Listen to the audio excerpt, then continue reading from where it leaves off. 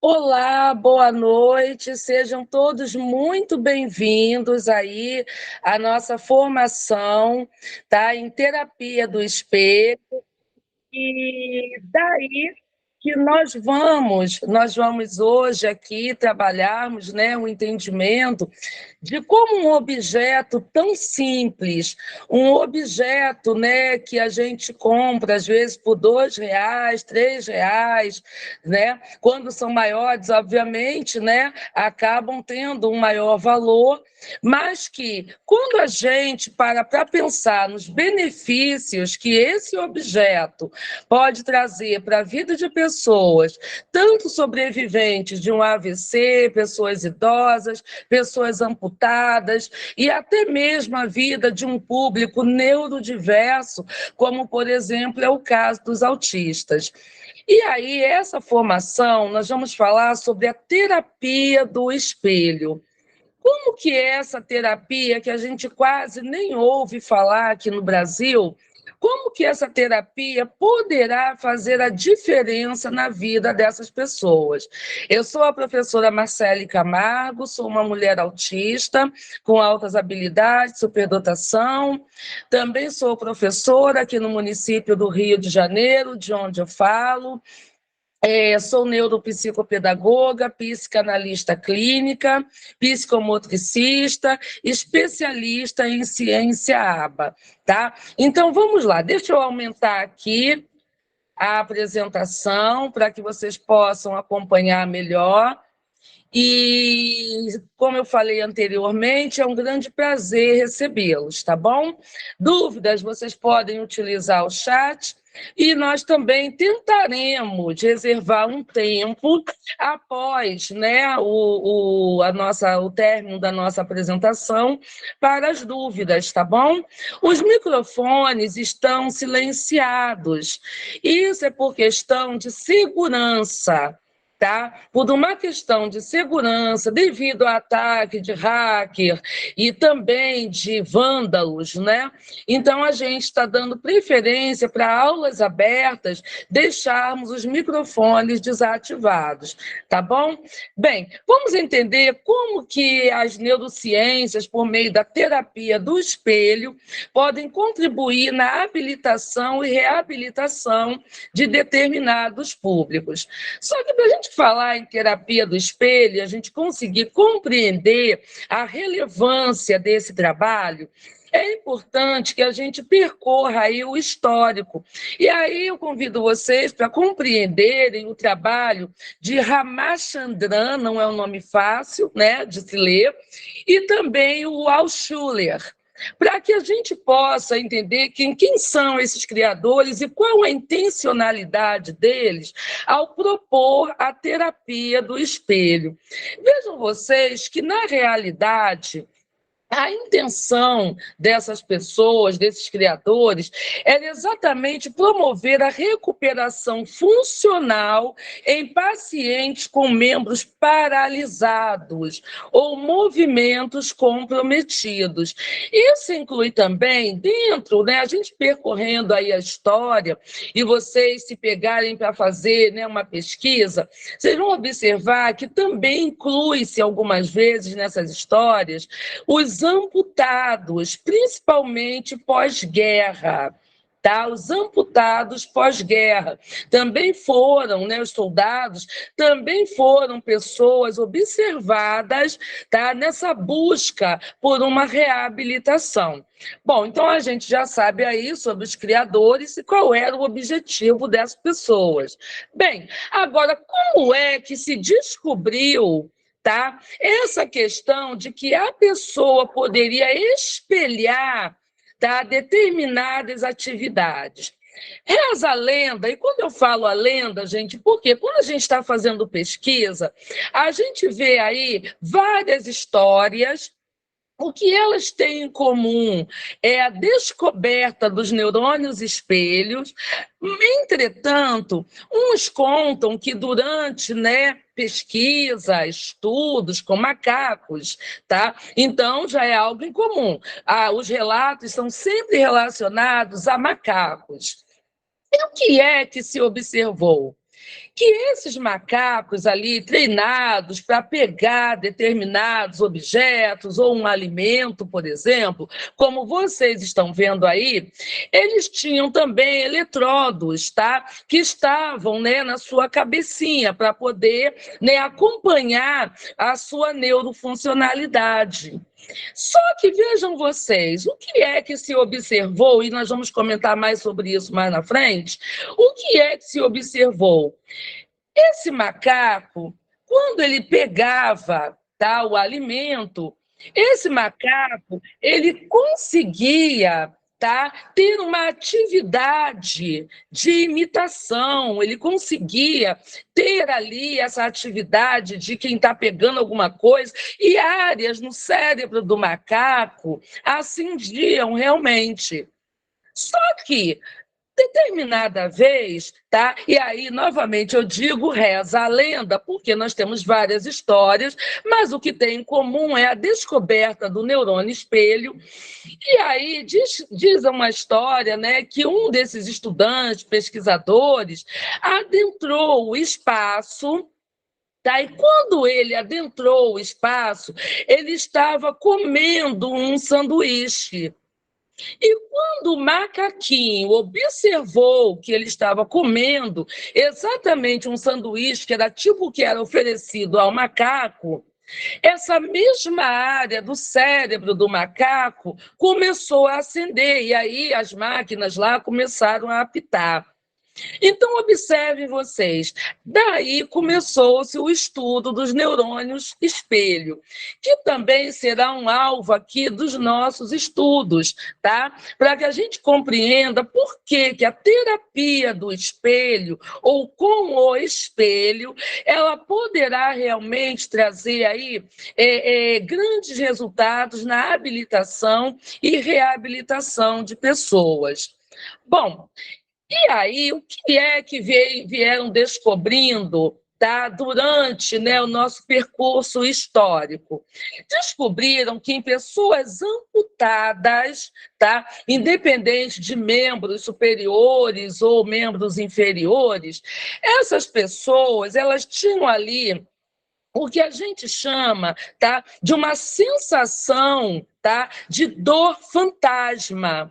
O que é essa dor fantasma? Você tem um membro, por exemplo, eu tenho o meu braço amputado, mas ainda assim eu tenho sensações de estar sentindo frio, dor neste braço, tá? Mesmo ele não inexistindo. E isso gera um incômodo para a pessoa amputada, ou no caso, naquela época, os soldados mutilados, né?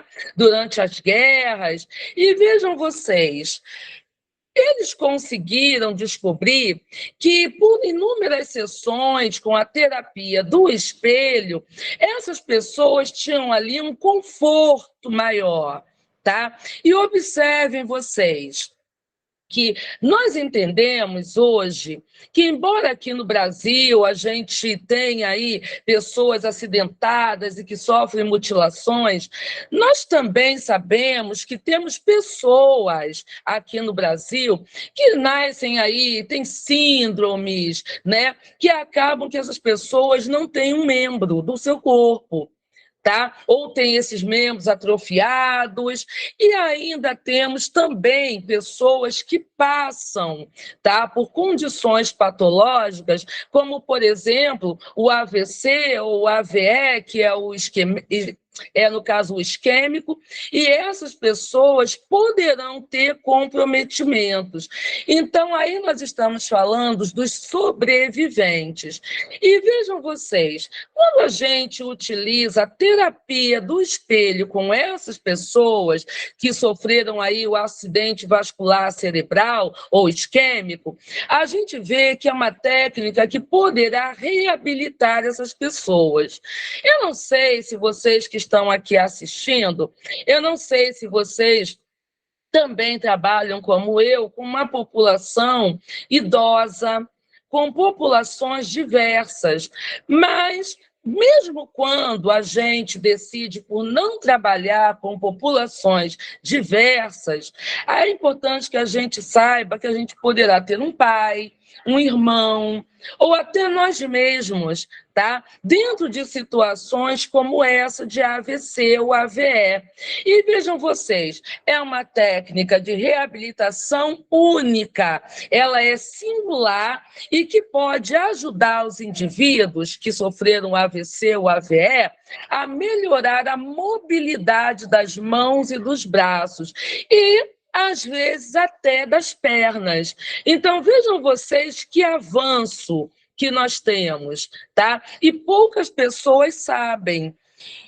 E a gente sabe também que quando a gente tem um familiar ou um paciente, né, que sofreu um AVC, a gente sabe como que o processo de reabilitação é doloroso, tá? Incluindo doloroso para o bolso, todas as fisioterapias e terapias que precisam ser feitas para que essa pessoa venha a ter novamente uma funcionalidade. Bom, agora, em populações neurodiversas, como que o espelho poderá auxiliar populações neurodiversas? Vejam vocês, poderá auxiliar nas disfunções motoras, tá? E a gente compreende que pessoas autistas, inclusive o TDAH, a paralisia cerebral, essas pessoas elas poderão ter disfunções motoras. É muito comum a gente atender quem trabalha com autistas, pessoas com TDAH, pessoas com paralisia cerebral e tantos outros. É muito comum que a gente veja, tá? Essa demanda de comprometimentos motores de membros superiores e inferiores. Também poderemos trabalhar as disfunções sociais associadas ao esquema corporal, que é uma outra problemática também para a pessoa, principalmente autista, e a imagem corporal dessas pessoas. Então, vejam vocês, como vocês estão vendo aí na foto, o espelho poderá auxiliar as populações neurodiversas. Bom, e a gente vai falar bastante sobre isso. Mas, primeiramente, eu vou trazer para vocês aqui a questão do sobrevivente após um acidente vascular cerebral. Nós falamos mais em acidente vascular cerebral do que o isquêmico, porque dificilmente uma pessoa sobrevive ao isquêmico, tá? É muito raro. Mas o AVC, que é o vascular cerebral, a gente observa que as pessoas têm maior probabilidade, mais chance de sobreviverem, sendo que com sequelas. E aí, o que a gente vai perceber? Que após sofrer um AVC, o paciente pode apresentar sequelas e pode prejudicar determinadas habilidades consideradas essenciais para o cotidiano dessas pessoas. Quem aí, geralmente a gente vê um vizinho, um parente, a gente percebe que após o AVC, essa pessoa poderá carregar sequelas, tá? Que vão tirar a funcionalidade dessa pessoa, a autonomia dessa pessoa, incluindo a comunicação, as relações sociais. E, nesse caso aqui, que importa mais para a gente hoje, são as funções motoras, tá? Relacionadas aos membros superiores e inferiores. E aí, vejam vocês, uma das consequências mais comuns é a diminuição ou a ausência de força e movimentos em um lado do corpo ou até em ambos os lados do corpo, especialmente nos membros superiores. E aí, vejam vocês o que é que poderá acontecer com essa pessoa. Modificações sensoriais e perceptuais, dificuldades em compreender ou falar, abala mesmo a comunicação, e a gente percebe isso nitidamente, prejuízo em funções cognitivas e alterações emocionais.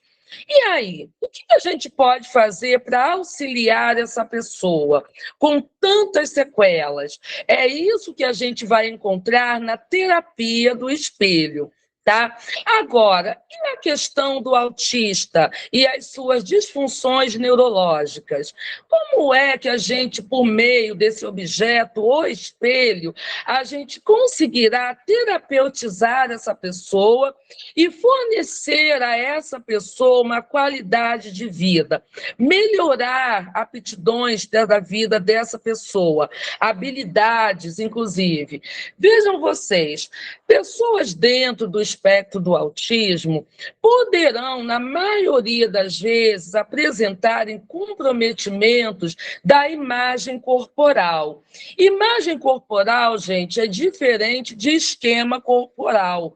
Então, vejam vocês, nós entendemos que a imagem corporal, ela está intrinsecamente relacionada a questões afetivas. Tá? E o esquema corporal é o conhecimento deste corpo, tá? O conhecimento e reconhecimento do corpo no espaço. Aí vocês observem bem, nós só vamos ter o indivíduo típico, tá? Ele só terá uma imagem corporal, tá? Caso esse corpo for tocado ou falado, para que essa pessoa tenha realmente uma imagem de si mesma. Por isso que a gente diz, inclusive, na educação infantil, a gente trabalha esse eu e o outro. Não é isso, né? Está lá na BNCC, a gente precisa trabalhar o eu e o outro para criar esta identidade que é a imagem corporal. Sendo que em pessoas dentro do espectro do autismo, essa imagem corporal, mesmo que essa pessoa seja tocada, mesmo que esse corpo seja falado, essa pessoa ainda assim poderá ter muitas dificuldades na construção do seu eu. E mais, do outro também. É onde a gente tem aí demandas. Há queixas, né, de que a pessoa autista, egoísta, não tem reciprocidade emocional, que essa pessoa, né, não se interessa pelos sentimentos alheios.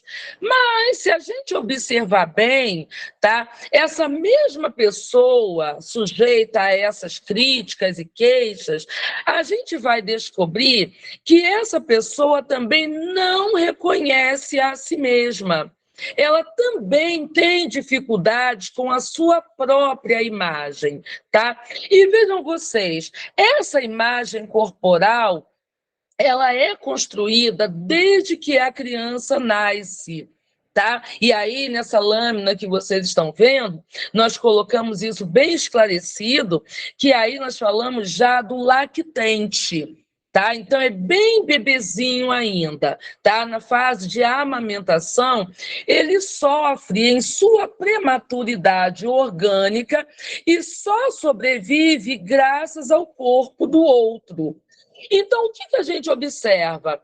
O nenenzinho, o bebezinho, isso crianças típicas, tá? E atípicas, toda a população, para que essa pessoa realmente venha sobreviver, tá? Tenha sua existência garantida, ela dependerá, por exemplo, do seio materno, tá? Para que ele realmente possa garantir a sua sobrevivência. E aí estabelece-se uma relação íntima com a pessoa que cuida dessa pessoa.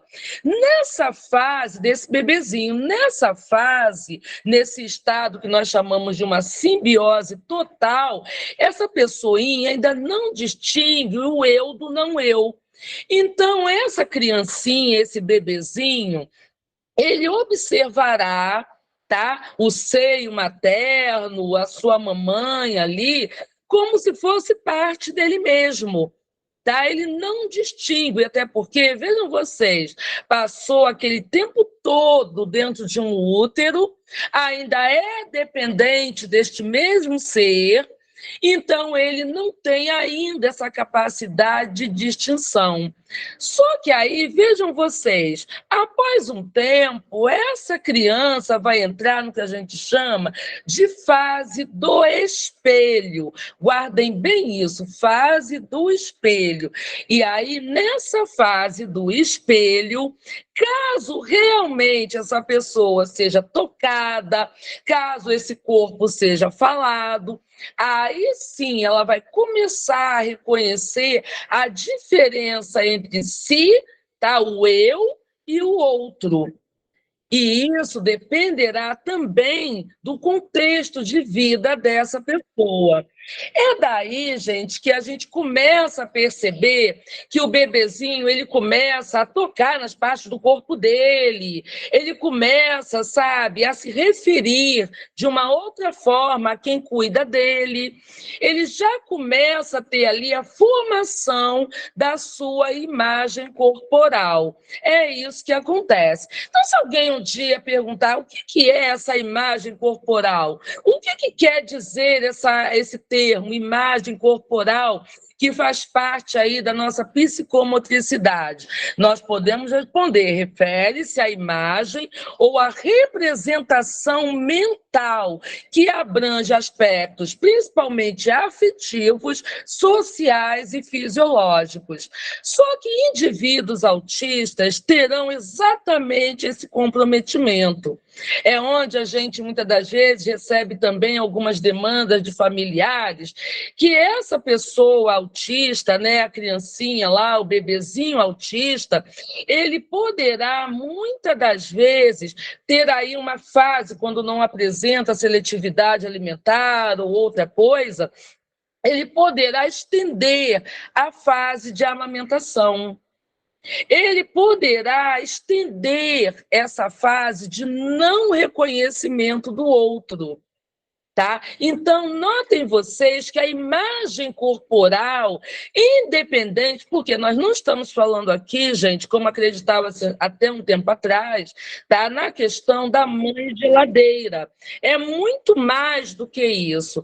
Aqui nós estamos falando de uma pessoa, tá? Que terá dificuldade na inferência de estados mentais e deficiências na empatia.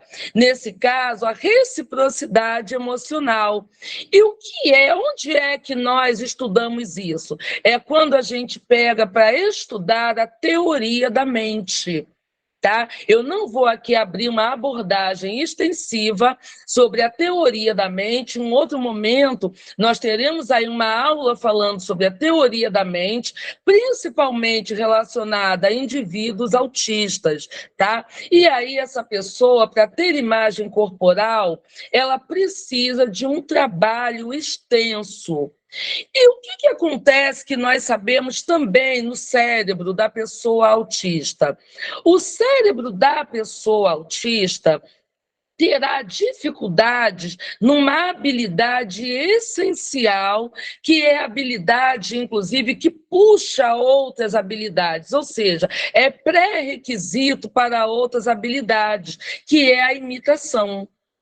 Então, se eu tenho dificuldades em imitar outras pessoas, se eu tenho dificuldades com a minha atenção compartilhada, se eu tenho dificuldades com o contato visual, isso quer dizer, gente, que eu também terei prejuízos na inferência de estados mentais. Então, eu posso olhar para você. Tá? Eu posso até fazer um contato visual, você está ali chorando, sentindo dor, e eu posso não ter uma imagem nítida, tá? Do que você está sentindo. E simplesmente continuar fazendo os meus afazeres.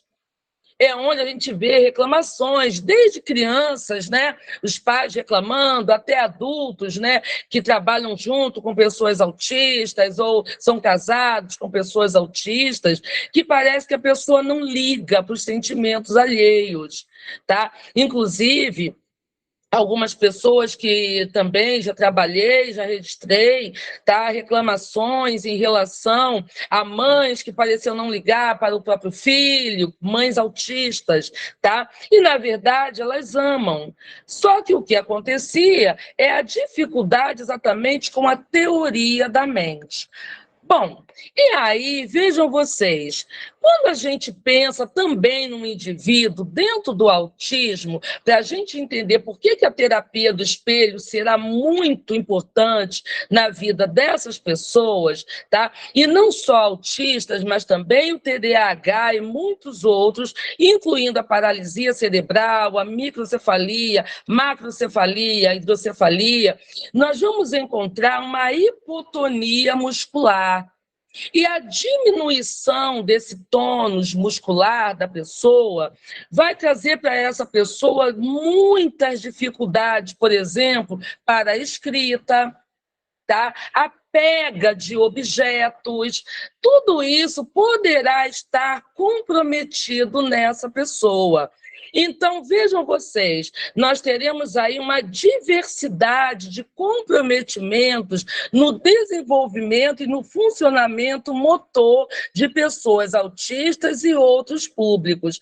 Por isso que a gente fala na terapia do espelho como algo que realmente poderá ser útil a essas pessoas.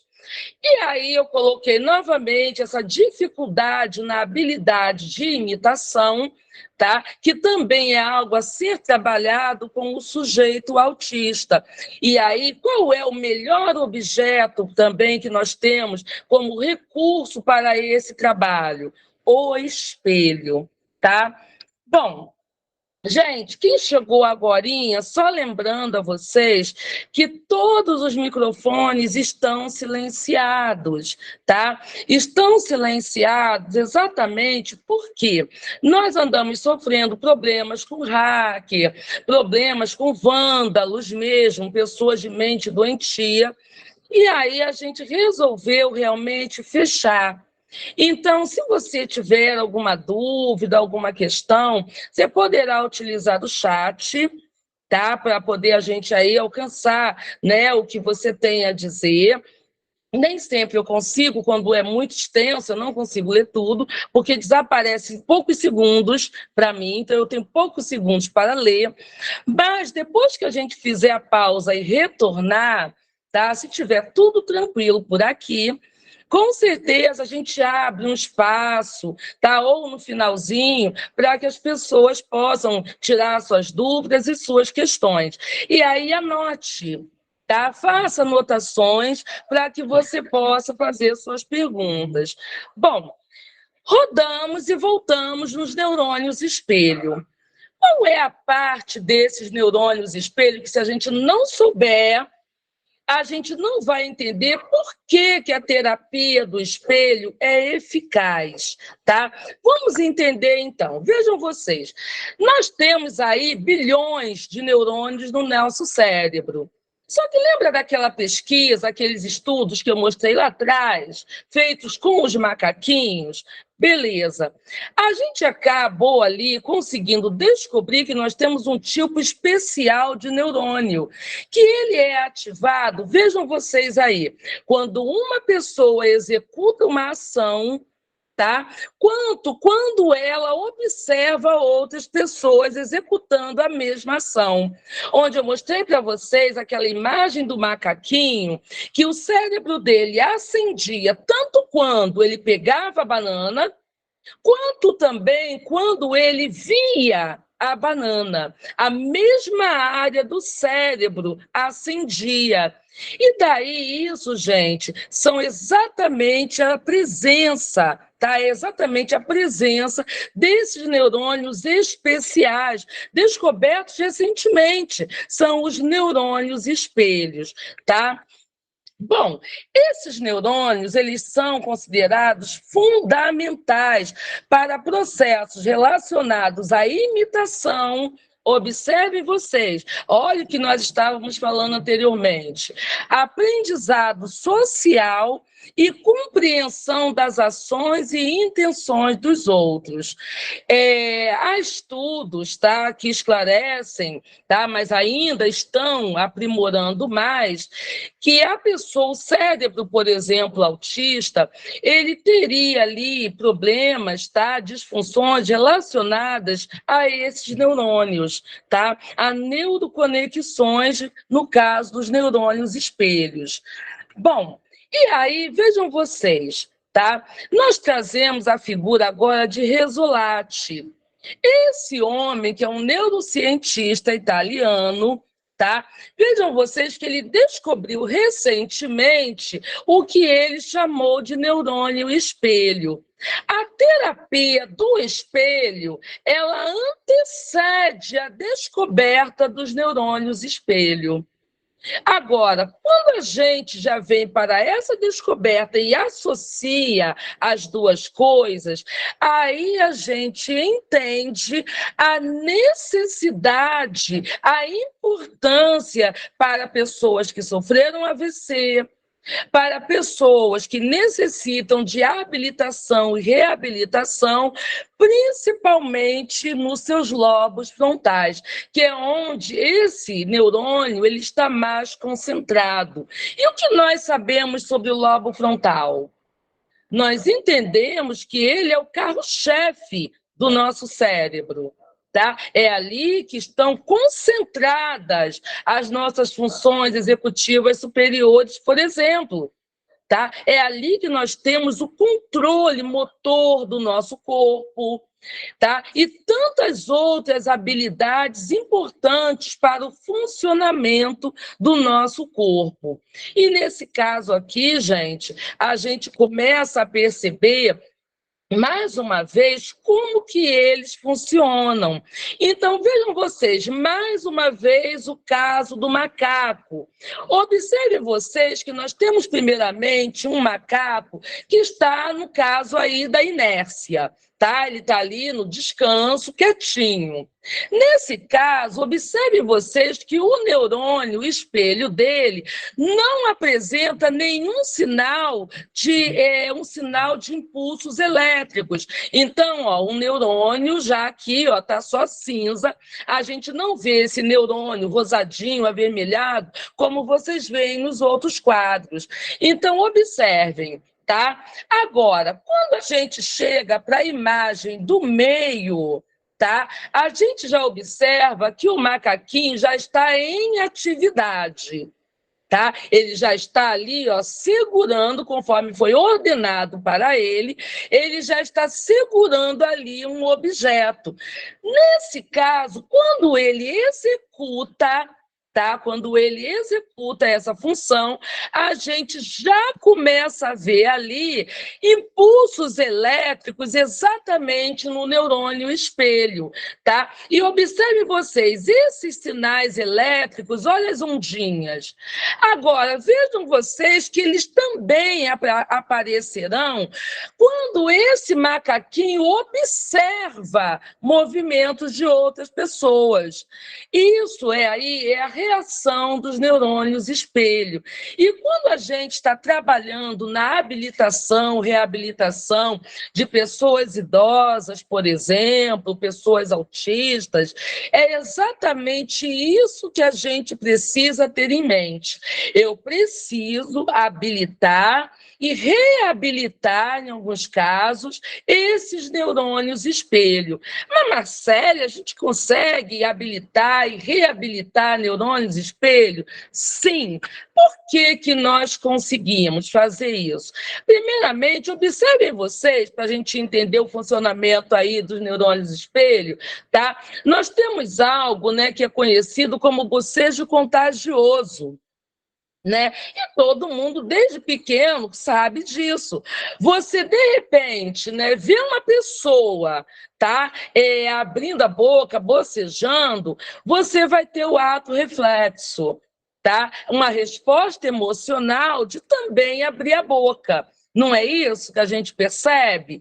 Isso, gente, está relacionado à presença de neurônios espelho, tá bom?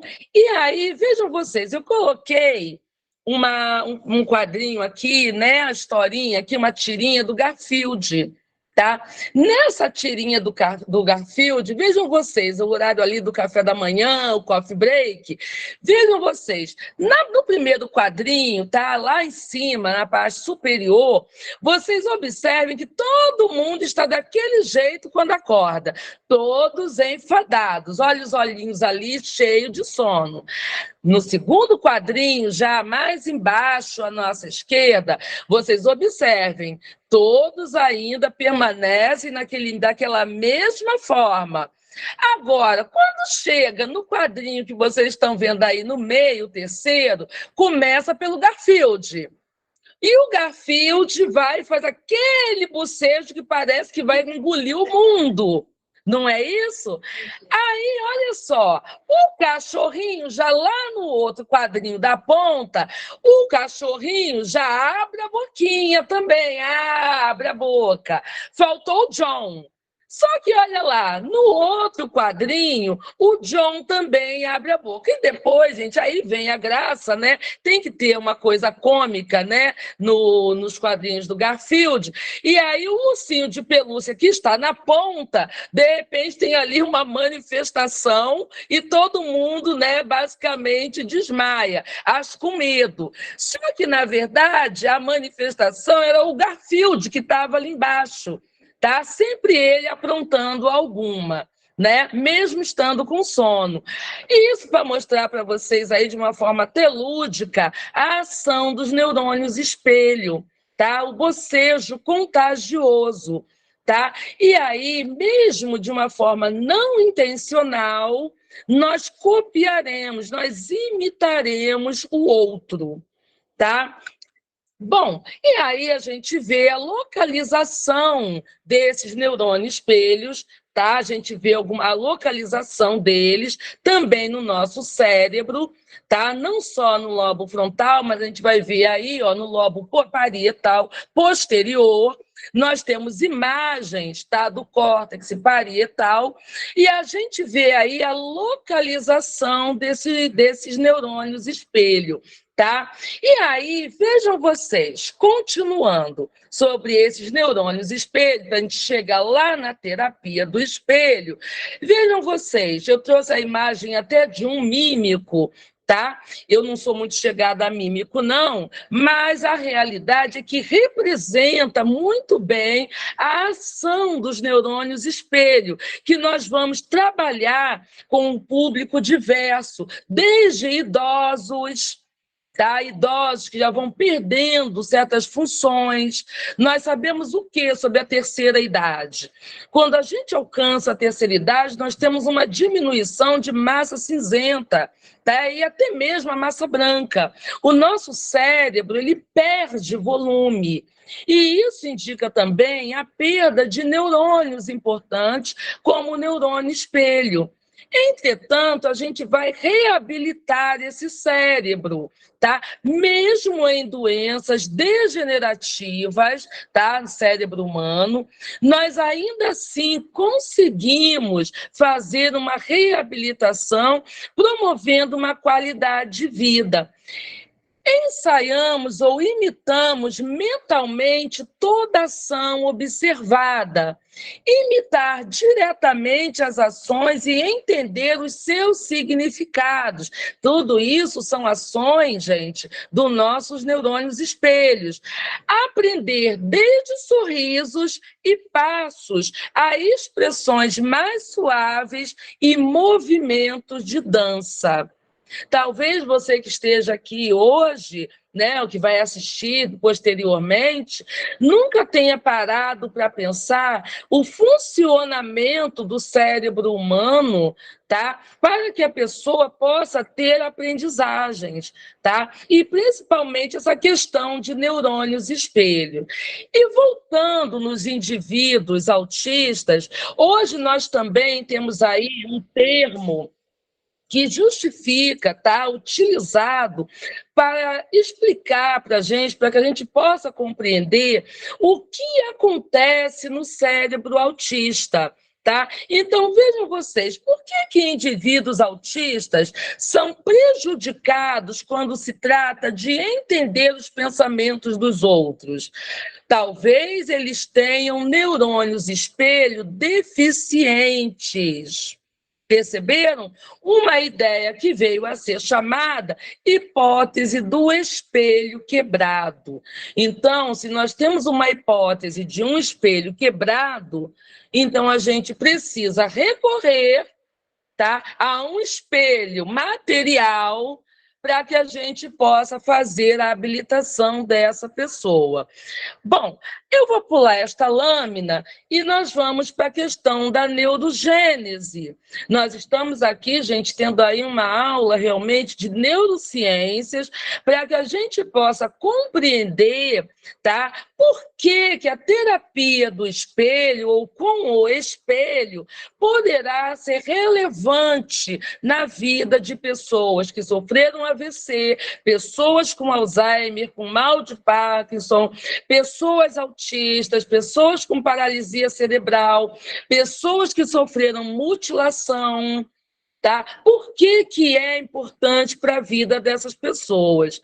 E agora eu vou justificar para vocês, quando eu falo, que nós temos condições de trabalharmos esses neurônios espelhos. Por que nós temos condições, sim, de habilitarmos ou reabilitarmos, no caso de pessoas que sofreram AVC ou têm patologias degenerativas do cérebro? Porque nós temos a neurogênese. Esse conceito, aliás, nós temos a neuroplasticidade, que vai abordar o conceito de neurogênese. O que é a neurogênese?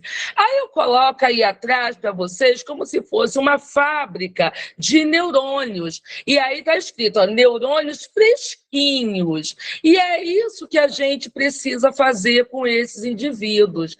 Trazer para a vida dessas pessoas a formação e conexão de neurônios fresquinhos. Então, quando a gente fala sobre neurogênese, isso se refere ao processo de formação de novos neurônios, tá?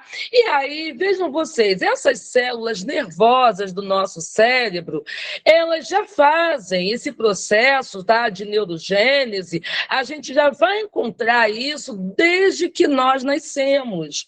Nós passamos por podas neuronais, porque senão nossa cabeça seria desse tamanho, uma tela, né, de televisão. Nós não temos condições de comportarmos tantos neurônios, tá? O nosso cérebro já é compactado dentro da nossa caixa craniana, tá? Esticando o nosso cérebro, nós teríamos uma televisão realmente enorme, tá? Então, vejam vocês, nós vamos estimular essa neurogênese. E o que é, gente, que o Criador fez de uma forma maravilhosa para o nosso cérebro?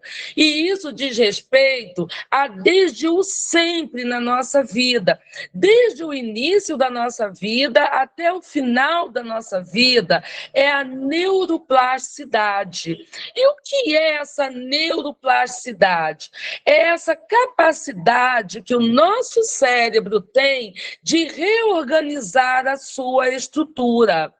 Então, vamos lá. O que sabemos, por exemplo, sobre o mal de Alzheimer na pessoa idosa, digamos assim, embora hoje nós já temos aí vários casos de pessoas com 40 anos ou até menos já desenvolvendo Alzheimer. Mas o que é que nós entendemos ali? Essa pessoa terá uma diminuição, tá, nas suas neuroconexões, uma das coisas que serão afetadas, tá, no Alzheimer, no mal de Parkinson e outras doenças degenerativas. Então, o que é que o cérebro dessa pessoa precisa? Que a gente estimule a neuroplasticidade para que esse cérebro possa fazer, tá, essa neurogênese, tá? E criar novos neurônios, novas conexões que sejam capazes de tampar aqueles buracos. Entenderam? Que sejam capazes de fazer o seu funcionamento, pelo menos dar uma melhor qualidade de vida e sobrevivência a essa pessoa, tá? Prolongar a vida dessas pessoas. E aí, vejam vocês, isso inclui a formação de novas sinapses, tá? Que são esses galinhos, tá? Digamos assim, que vocês estão vendo aí, que os neurônios têm, novas sinapses entre neurônios, a alteração na força das sinapses existentes, então aquelas que estão ali ainda serão fortalecidas, e a reorganização de circuitos neuronais, tá? Essas neuroconexões também. Bom, e aí, gente, vejam vocês, nós temos uma questão que nós chamamos de neuroplasticidade maladaptativa. E o que é essa neuroplasticidade, tá, que é maladaptativa? Nós vamos ver muito isso quando a gente trata da síndrome do membro fantasma. E aí eu volto a atenção de vocês para as pessoas mutiladas, tá? E no Brasil, por conta de acidentes de trânsito, nós temos muitas pessoas mutiladas, tá? E aí o que acontece com o cérebro dessa pessoa? Tá? Ele vai entender errado a experiência sensorial. Tá? O sistema dessa pessoa psicossomático, ele não vai trabalhar de uma forma correta. Ele vai compreender errado, esse cérebro vai se enganar, tá? E ele vai acreditar que aquele membro faltante ainda está ali. Então, não é difícil a gente encontrar pessoas que perderam seus membros superiores ou inferiores, relatando que estão sentindo dor naquela perna que foi amputada, dizendo que estão sentindo formigar, tá? E isso realmente traz um desconforto para essa pessoa. Para a gente entender como isso poderá acontecer com a pessoa, tá?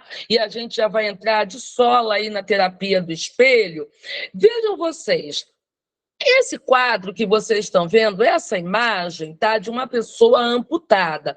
Observem vocês que isso aqui se trata de uma experiência, tá, que foi feita, um estudo que foi feito, importantíssimo para a gente entender essa questão, tá, do membro, o fantasma do membro, né, no caso do membro amputado, a síndrome do membro fantasma.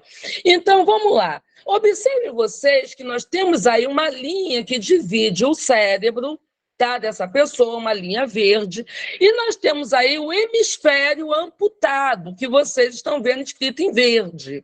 E vamos ver como se dá a atividade cerebral nessa pessoa. Observem vocês que quando, tá, se estimula esse cotoco, tá, que ficou da perna, tá? E vejam vocês que foram colocados adesivos, tá? Isso que vocês estão vendo, verdinho, foram adesivos, não, perdão, foram pintados, tá, com um pincel para estimular essa pessoa. E quando se estimulava essa pessoa, observe vocês exatamente o lobo parietal, olha ele entrando em atividade. Tá? O lobo dessa pessoa começa a entrar em muita atividade. Agora, quando pega para se estimular essa mesma região da perna intacta, tá? Que ainda está presente, observem vocês que nós temos uma reação também, tá? Desse mesmo lobo também acendeu. E aí, quando se estimula o pé intacto, olhem vocês o que é que acontece. Uma areazinha lá, tá, nesse hemisfério, onde essa pessoa sofreu amputação, acendeu. Tocou-se um pé e a área relacionada a esse pé no local amputado também acendeu. Observaram como acontece essa síndrome do membro fantasma? tá? E que a gente vai utilizar exatamente isso para poder reabilitar pessoas. Então, vamos lá. Bom, essa próxima lâmina, gente, é exatamente tudo aquilo que vocês viram na imagem, está explicando o que se sabe sobre a síndrome do membro fantasma. As pessoas inscritas nessa formação também receberão, tá? Receberão as lâminas, né, em PDF, o material, a gravação, para que possam assistir posteriormente, tá bom? Então, vocês terão mais tempo para poder ler e compreender esse estudo que foi feito. E a partir, gente, da neuroplasticidade, é que a gente observa que a gente tem condições de trabalharmos essa parte psicossomática para que essa pessoa realmente possa ter ali um conforto melhor, tá? Como vocês viram lá na imagem da pessoa amputada, mas a gente vai estender isso para outros públicos, como a população idosa, por exemplo, as pessoas autistas. Como é que nós vamos utilizar a neuroplasticidade para habilitar e reabilitar a vida dessa pessoa? E aí chegamos na terapia do espelho. É dessa forma, tá? Juntando, somando todos aqueles conhecimentos que nós tivemos até aqui, tá? Nessa 1 hora de aula aproximadamente, nós vamos agora pegar esses conhecimentos e vamos trazer para cá, para a prática da terapia do espelho. Tá bom? Só que antes da gente dar seguimento à nossa aula com a terapia do espelho, nós vamos fazer uma pausa, tá? Uma pausa aí de uns 3, 5 minutos, tá? E vamos retornar, tá bom? Peguem aí, quem não pegou ainda seu bloquinho, para que vocês façam um fichamento, que vocês vão entender que é algo alcançável para qualquer população. Obviamente que na mão do terapeuta vai fluir muito melhor, mas é algo acessível a todas as pessoas, tá bom? Nós já voltamos daqui a alguns minutinhos.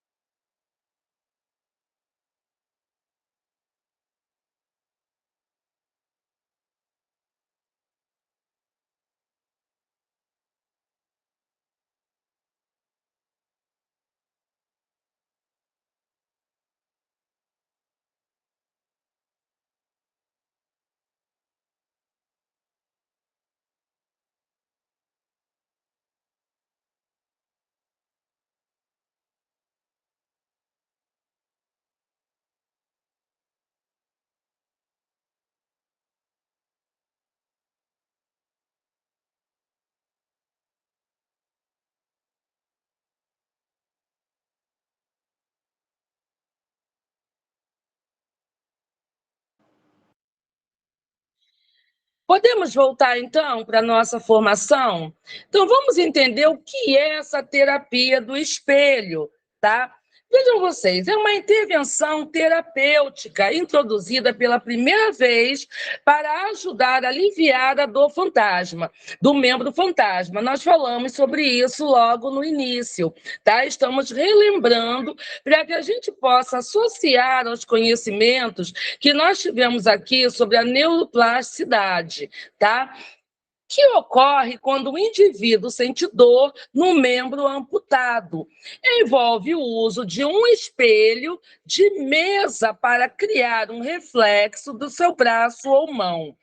Observem vocês que só dessa troca de lâmina, nós já vimos aqui duas possíveis formas, dois modelos. Vejam só, nessa primeira, olha como que isso está estabelecido. Na segunda, a gente já vê aqui algo parecido até com aquelas caixinhas, aquelas casinhas, né? Da gente colocar bichinho dentro, né? Então, vejam, não há, gente, um formato, tá? Que você vá realmente dizer, não, esse é o padrão. Agora, assim, tá? Que se observar o que é que realmente nós vamos fazer para a gente poder trabalhar com essas pessoas, tá bom? Então, vamos lá, vamos começar aqui. Bom, a terapia do espelho é uma ótima maneira de ativar a neuroplasticidade, pois ativa repetidas vezes, tá? Os neurônios espelhos envolvidos em movimentos afetados. Então, a gente vai, dessa forma, habilitar e reabilitar neurônios espelhos na vida dessa pessoa. Tá? Nós vamos aí considerar essas vítimas de, né, sobreviventes de AVC, pessoas amputadas, mutiladas, mas observem bem, da mesma forma, nós vamos também utilizar o próprio espelho para que a gente possa inferir significados à vida de populações neurodiversas, como é o caso do autismo. Bom, o que é, então, que nós vamos fazer na terapia do espelho, tá? Bom, praticar consistentemente movimentos específicos. Então, eu vou ter, tá? Uma caixa, digamos assim, ou um suporte, como nós vimos, tá? Em que o membro amputado ou o membro lesionado nessa pessoa, ele estará dentro dessa caixa e a parte intacta dessa pessoa, a parte que não sofreu a lesão, essa parte estará fazendo do lado de fora um reflexo no espelho, conforme vocês podem observar nas imagens. Os efeitos, gente, serão sentidos se a gente fizer isso repetidas vezes, tá? Bom, durante a terapia do espelho, pode ajudar o cérebro a se reconectar e fortalecer os caminhos que controlam a função, por exemplo, das mãos. E quando a gente fala da nossa coordenação motora fina, cabe ressaltar que nós não estamos falando apenas de um trabalho que está sendo feito com as mãos, tá? Isso tudo envolve estruturas mentais. Daí que para pessoas com Alzheimer, pessoas com mal de Parkinson, pessoas com paralisia cerebral e outras populações, a gente vai conseguir reabilitar essas pessoas exatamente pela ativação desses neurônios espelhos. Se eles estão ali, de repente, ainda vivos, digamos assim, eles serão, né, restaurados. Agora, caso já tenham se perdido, tá, nós vamos conseguir fazer a neurogênese nesse ser humano. Bom, assim, a terapia do espelho pode ajudar a ativar a neuroplasticidade e promover a recuperação geral. E aí, gente, vejam vocês, tá? Os mecanismos que são responsáveis, tá, pelos resultados da terapia do espelho, tá, para a gente entender o ponto científico disso, tá, se refere, gente, à retroalimentação visual, junto com a ativação dos neurônios espelho. Até porque, vejam vocês, essa pessoa estará trabalhando a coordenação visomotora. Então, no momento que eu tenho o meu braço dentro da caixa, o meu braço lesionado, digamos assim, tá? No caso de pessoas que sofreram AVC, e no caso daquelas pessoas que estão ali desenvolvendo, né, doenças degenerativas, ao passo que essa pessoa tem um braço dentro da caixa e o outro aqui fazendo o reflexo no espelho, essa pessoa, ela começará, lembra do membro fantasma? Ela começará a ter impulsos nesse hemisfério, tá? Que estava ali, está, no caso, lesionado, tá bom? A gente vai ativar, tá, esse hemisfério. Bom, e aí, gente, vejam vocês, a gente vai possibilitar a vida dessa pessoa, no caso de uma paralisia das mãos, braços e até mesmo as pernas, tá? Os membros inferiores, a gente vai conseguir fazer com que essas áreas sejam ativadas após, por exemplo, um acidente vascular cerebral, tá? E a gente vai conseguir dar melhor função para esses membros. E aí, vejam vocês, gente, os benefícios dessa terapia. Mais uma vez, mostro para vocês um outro modelo, tá? E nesse caso, observem, ela está olhando fixamente para o movimento do braço que não está lesionado e está fazendo reflexo no espelho, tá? E aí, vejam, a mobilidade das pernas também pode aumentar.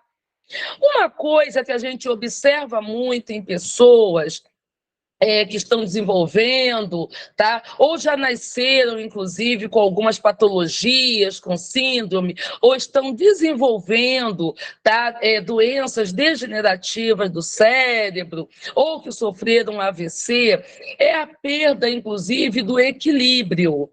Perda do equilíbrio, o tônus muscular, tá? Então, a gente vai conseguir ir recuperando essa pessoa. E os estudos mostram para a gente que quando a gente consegue fazer isso com frequência, observem vocês, pode ser usado para melhorar também as funções das pernas. Só que nesse caso, obviamente, a gente vai fazer a mesmíssima coisa, mas utilizando um espelho maior.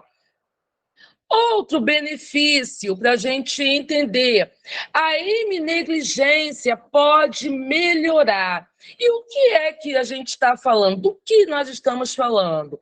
Aquela perda de atenção do lado afetado. Tá? Essa perda de atenção do lado afetado poderá ser recuperado. Nós temos pesquisas, gente, ainda muito limitadas. Aqui no Brasil, então, quase nenhuma. Tá? A gente ainda está muito concentrado dentro das grandes universidades, mas acredita-se, tá, que a terapia do espelho pode ajudar a melhorar a negligência visoespacial. Lembra quando eu falei para vocês, a pessoa fica olhando fixamente para o reflexo do braço, né? No caso ali, como vocês estão observando da imagem, ela fica olhando fixamente para os movimentos da parte que está intacta, tá? E nesse caso vai ajudar essa pessoa na questão de negligência visoespacial ou mesmo a heminegligência no caso de sobreviventes do AVC. Outra coisa, os déficits de sensação também podem ser melhorados. E, nesse caso, déficits de sensações, disfunção de integração, nos remete a pessoas, por exemplo, com o autismo. tá? A gente consegue melhorar os déficits, no caso das disfunções, né, de integração sensorial, nesses indivíduos. E aí, vejam vocês, embora as deficiências motoras sejam frequentemente o foco, tá, da terapia do espelho em pacientes com AVC, ela também pode ser usada para resolver problemas de sensação, como, por exemplo, discriminar quente e frio.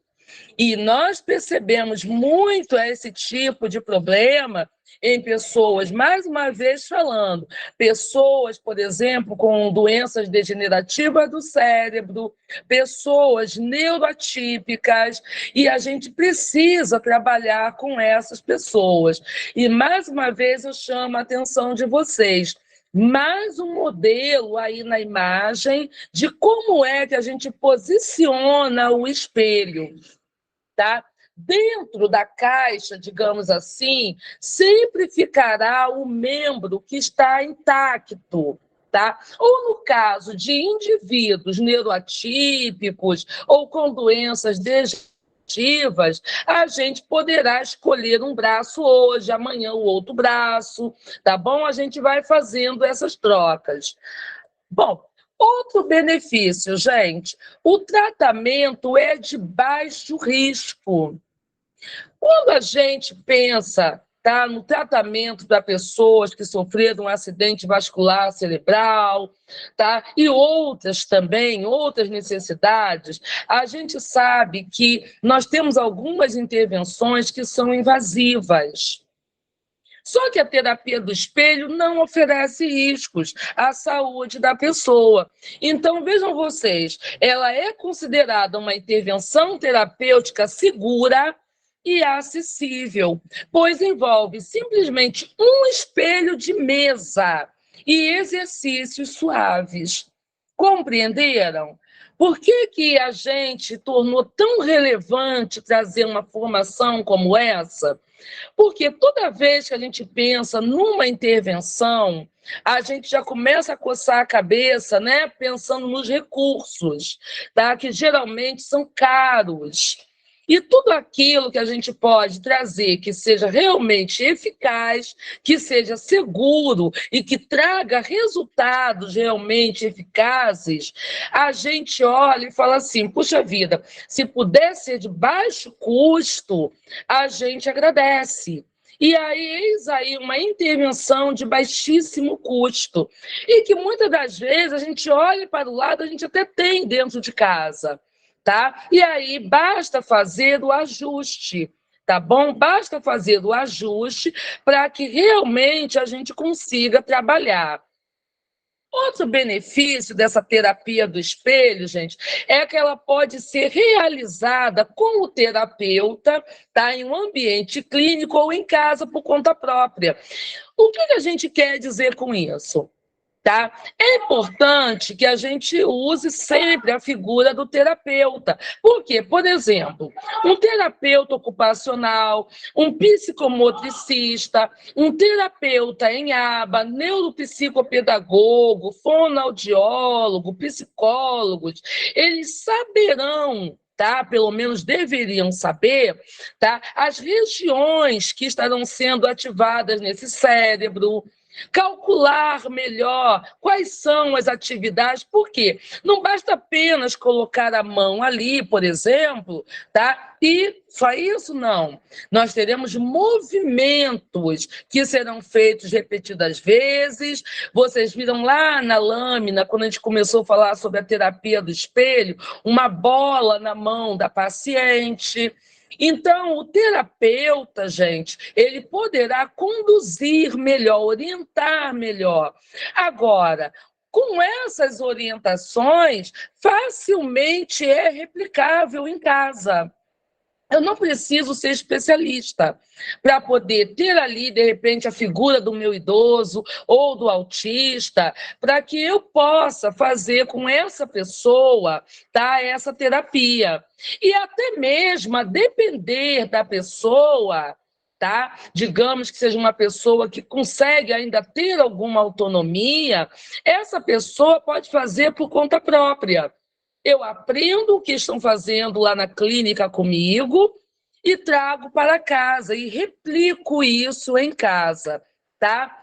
Bom, então vejam vocês agora essa imagem, tá? Nós temos aqui realmente uma caixa de madeira para que a gente possa compreender, tá? Não precisa ser esse formato, tá? Até porque eu acredito que esse formato ele dificultaria a pessoa de olhar o movimento, tá? De fazer o espelhamento, tá? Mas é só para vocês observarem a postura da pessoa e observarem, por exemplo, que o membro, tá? O membro da pessoa afetado é que precisa estar fazendo reflexo, tá? Então, olha só, o espelho é sempre colocado no meio do corpo.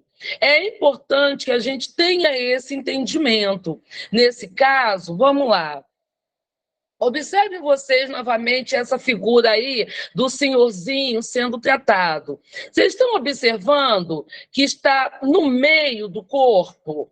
Tá? O posicionamento da caixa está no meio do corpo dessa pessoa. Então, é assim que a gente vai posicionar. Independente se eu estou usando apenas um espelho de mesa, mas sempre precisará estar posicionado no meio. A gente precisa dar uma boa postura ao nosso paciente, tá? E vejam só, escondendo o lado afetado ou lesionado, no caso de pessoas com AVC, tá? E voltado para o lado não afetado, para que o lado não afetado apareça no reflexo. É isso que a gente quer. Então, a gente sabe, tá? O que vai aparecer no reflexo é o membro que não foi afetado, no caso de pessoas com AVC. E aí, mais uma cena para vocês observarem. O indivíduo, tá? Agora a gente vai ver como a gente engana o cérebro, que é isso que a gente vai fazer, enganar o cérebro dessa pessoa e ainda mais ensinar esse cérebro, tá? Criar novas conexões. O indivíduo utiliza o braço não afetado para realizar diversos exercícios de braços e mãos, enquanto observa o reflexo no espelho. Se fossem as pernas, seria a mesmíssima coisa. Tá? Ah, mas não é uma pessoa que teve uma lesão, não é uma pessoa mutilada, amputada.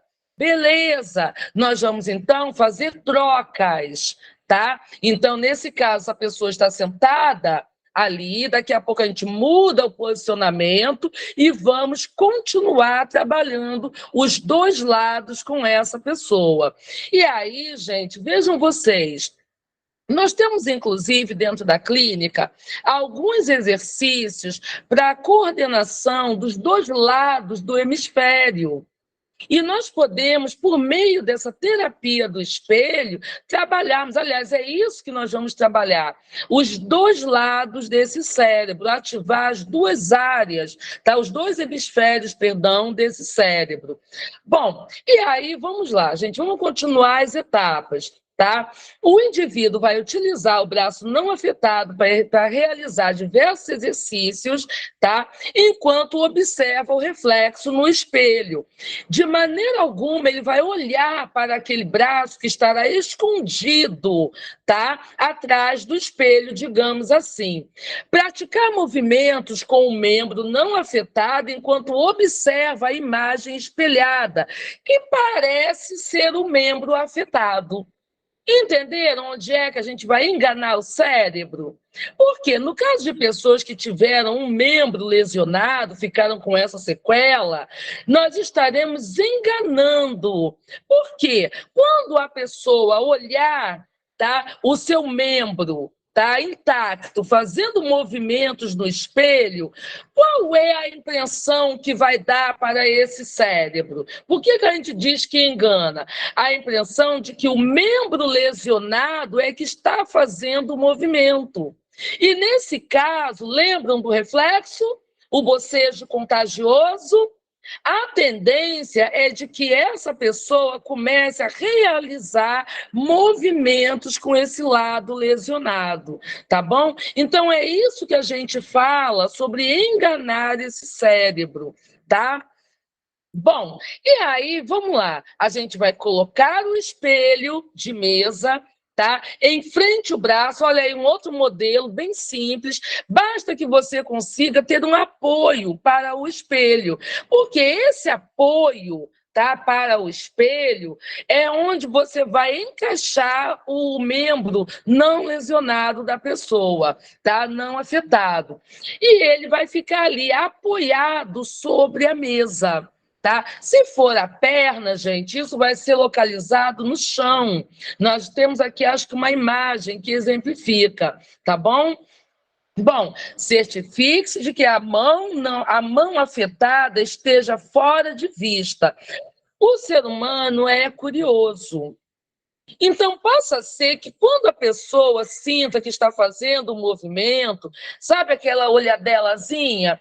E isso vai atrapalhar o trabalho. É por isso que a gente posiciona da maneira correta, tá? O espelho, a gente posiciona a pessoa de maneira correta, com uma postura correta, tá? E evita que essa pessoa tenha essa curiosidade de ficar olhando, tá, a mão, o braço que está lesionado. O passo 2, tá?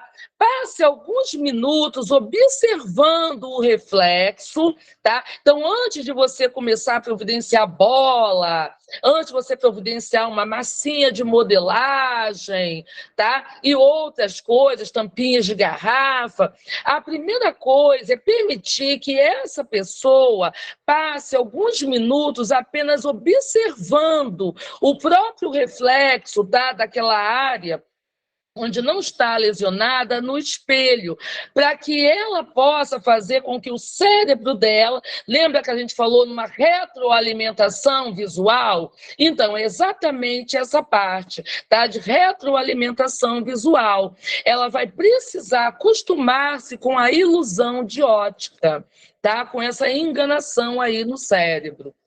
E aí, gente, o passo 3, que é a parte de enganar este cérebro, tá? Pode ser útil pensar no espelho como uma janela. E isso é o que nós vamos dizer para esse paciente, para essa pessoa, tá? Pense no espelho como uma janela, em vez de um reflexo. Por quê? Como uma janela, eu vou entender que o que está se movimentando é exatamente o braço lesionado, tá? Bom, isso pode ajudar a enganar ainda mais o seu cérebro, fazendo pensar que você está vendo o lado afetado. Estão conseguindo entender? Tá? A importância disso, nós temos aí algo estruturado. Não é apenas colocar um espelho e ponto final. E o passo 4 é o momento em que a gente vai exercitar. Observaram nessa imagem, por exemplo, o que é que está sendo exercitado? A escrita. Então, a gente pode trazer, tá, para esses atendimentos, para essa terapia com a pessoa, uma diversidade de recursos, tá? Incluindo pregadores, tá? Pregadores mesmo, sabe? Esses mais comuns possíveis.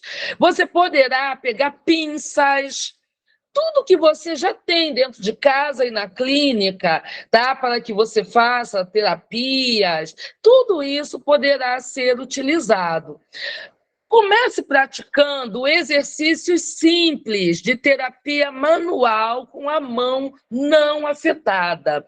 Isso pode incluir tocar o polegar na ponta dos dedos, tá? Esses são os exercícios simples, tá?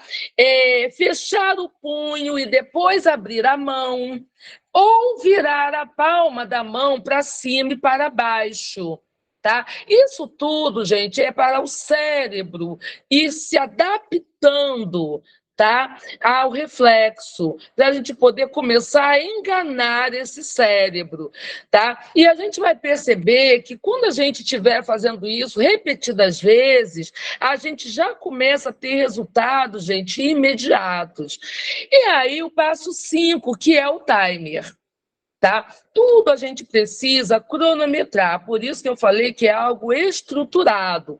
Conclua esses exercícios de terapia do espelho por pelo menos, tá? É o mínimo, 10 minutos, chegando a sessões de meia hora.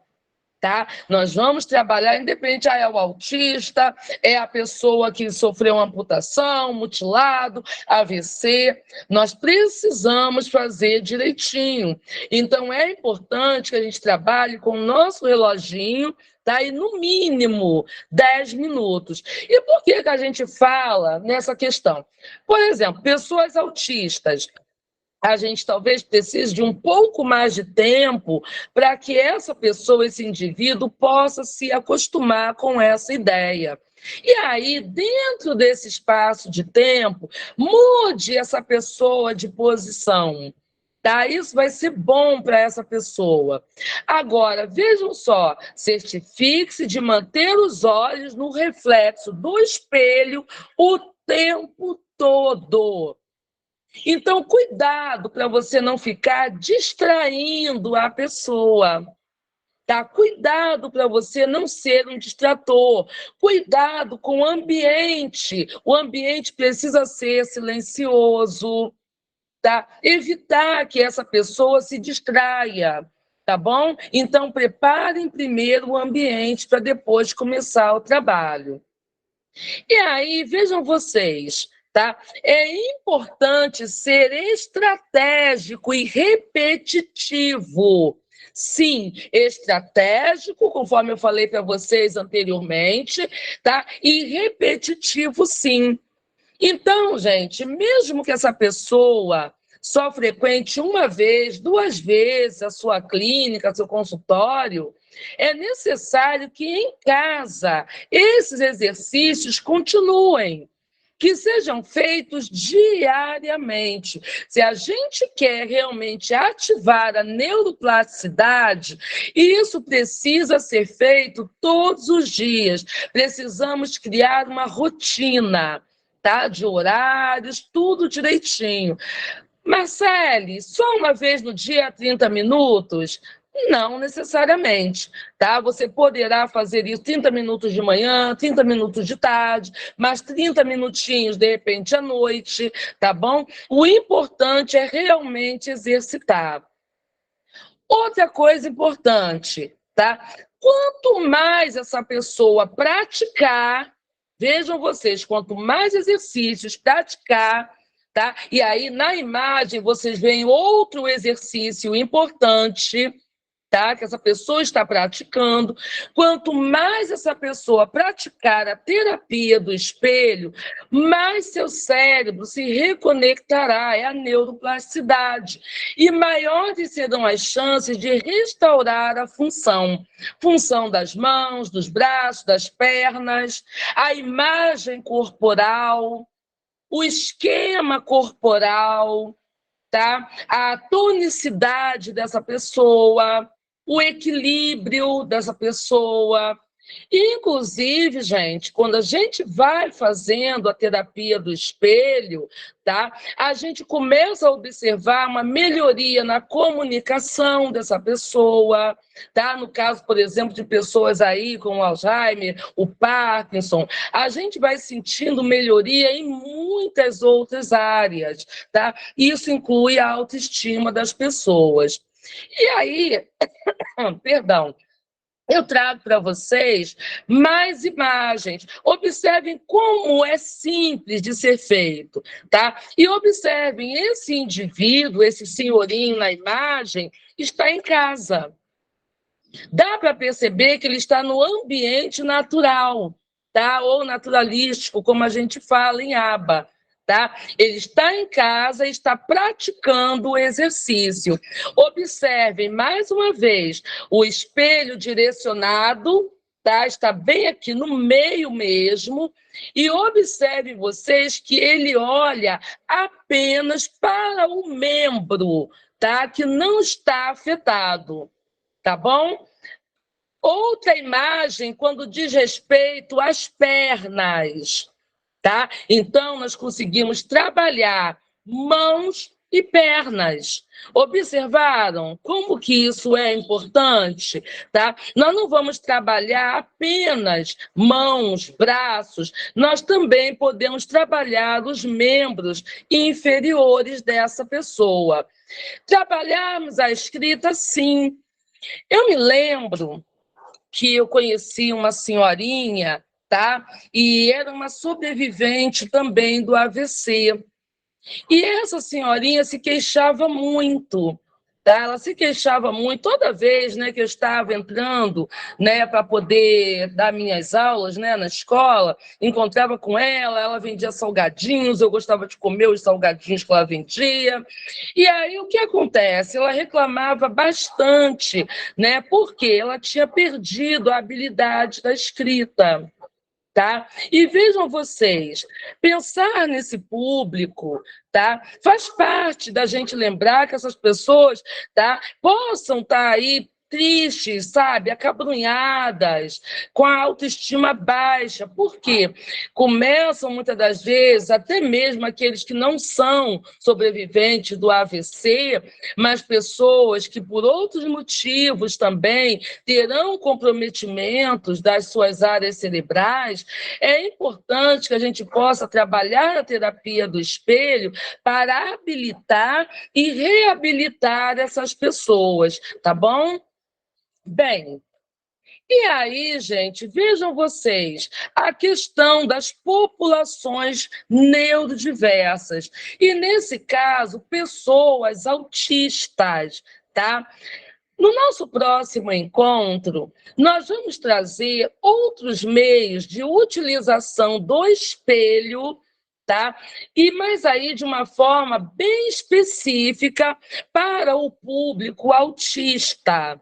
Tá? Além de usarmos a terapia do espelho, com o espelho localizado daquela maneira que vocês viram, há muitas outras possibilidades de trabalharmos com o espelho, tá? Terapeutizarmos as pessoas a partir do espelho, algo realmente de baixo custo, para que a gente possa habilitar as estruturas mentais em pessoas autistas. Tá? E aí a gente garante a esse público, tá? Com esses usos, nessas terapias do espelho, nós conseguiremos garantir, por exemplo, tá? A questão lá da teoria da mente, que nós apresentamos no início da nossa aula.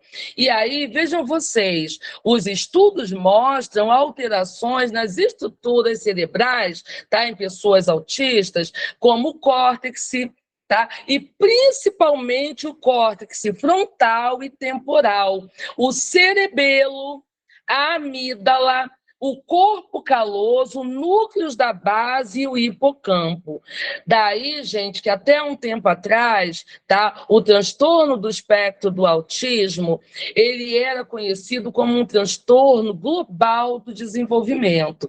Hoje nós falamos em transtorno do neurodesenvolvimento, mas nós entendemos que são tantas áreas afetadas, e é por isso, inclusive, que trata-se de uma deficiência, que nós vamos precisar recorrer a diversos recursos, não só um, não só dois recursos, mas uma diversidade para que a gente realmente traga qualidade de vida a essa pessoa, tá? A esse público.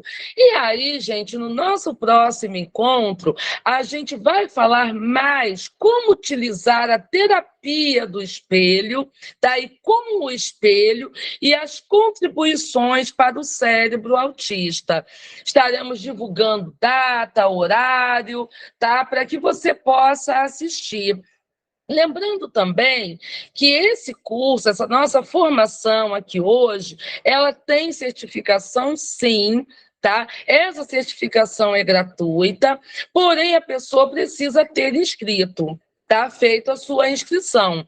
Ah, eu não fiz a minha inscrição, mas eu quero o certificado, eu quero receber os materiais, já está tudo no Drive, inclusive, os materiais dessa aula. E aí a pessoa, eu quero receber os materiais, eu quero ler com calma, direitinho. E agora, o que eu faço? Entre em contato conosco. Tá bom? Porque acho que a essa altura do campeonato, a plataforma já encerrou para inscrições. Então, nesse momento, a pessoa vai precisar se reportar ou a Camila, ou a Priscila, ou a mim mesma, para que a gente possa realmente garantir o seu certificado, as lâminas em PDF, para que você possa estudar melhor. Tá? Nós temos aí ainda outros conteúdos, tá? E inclusive também artigos, fotos do passo a passo, como que isso realmente pode ser realizado. E ainda, durante as próximas semanas, nós colocaremos lá no Drive, tá? Nós ainda disponibilizaremos, tá?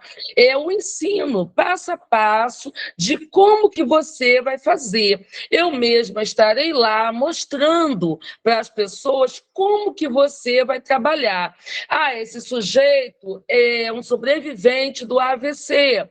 Vou mostrar como você vai trabalhar. Ah, esse sujeito é um autista. Como eu vou trabalhar essa terapia do espelho?